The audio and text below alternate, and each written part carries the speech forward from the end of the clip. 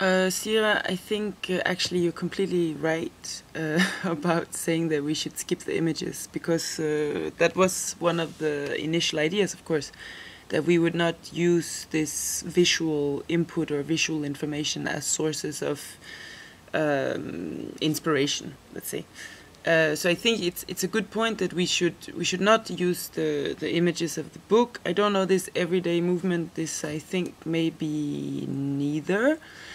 I have made another video that I will upload now, but where I'm speaking about I tried this thing. I'm speaking about that I tried the thing that you suggested the other day about dancing with the soundtrack running, where you're speaking like taking part of the text from the Galaxy book.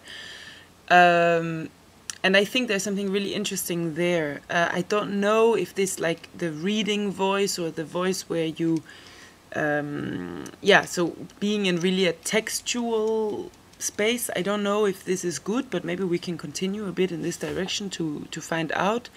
What I thought was interesting is that the density of the text that you're doing, like because it's really reading from a book, the density makes it almost impossible to really listen and at the same time really dance, or at least that was my feeling. And first I thought, it's really hard. On the other hand, it produces a kind of openness, that this moving in and out, so that a score would not really be a score, but more like a progression. So actually language images. So what language describes that produces spaces or sensations or physical realities or moments or situations or relations between people or even conversations. These things, I think, it could be kind of interesting to see if we can use this as our score.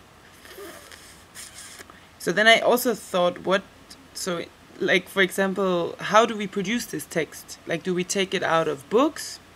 Do we produce it out of our own imagination, so describing a space, or for example reading a book or a passage in a book, but then instead of reading from the book, that we actually describe the space in the book, but with our own words, so more in a telling way than in a reading way. I don't know. Then I also thought, can we internalize, like can we actually be doing a text inside of our heads while we're dancing? I think this is quite difficult.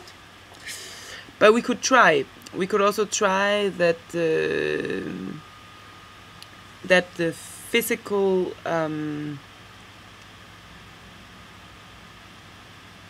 something about naming, like when we are moving physically, that we start to name what it is that we're doing, but in this science fictional language images. So while moving, I start to imagine I'm now out in the galaxy, flying through space. I don't know. That's really bad.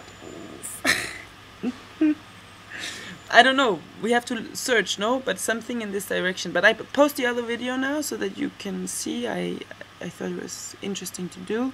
And let's think more, and let's then try to make a score of some kind. Or maybe what we can also do is that each one of us make one, like a 10-minute thing, like to make a test. And we do different ones, and then that we explain each other what we did, and we somehow find in that way. Maybe this is an option. I don't know what you think.